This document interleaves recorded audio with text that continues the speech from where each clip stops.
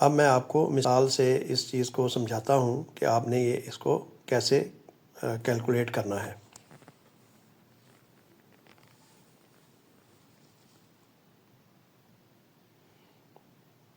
مثال کے طور پر آج 21 فروری 2026 ہے، اور آج جو سونے کا ریٹ ہے فی تولہ وہ 24 کیرات جو سب سے خالص سونا ہوتا ہے اس کی قیمت ہے 5,09,500۔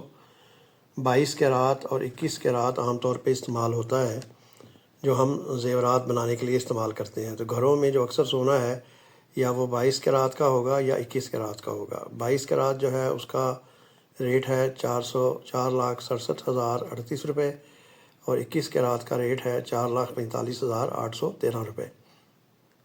تو اس کے حساب سے اب ہم دیکھتے ہیں کہ زکوٰۃ جو ہے وہ کتنی بنے گی۔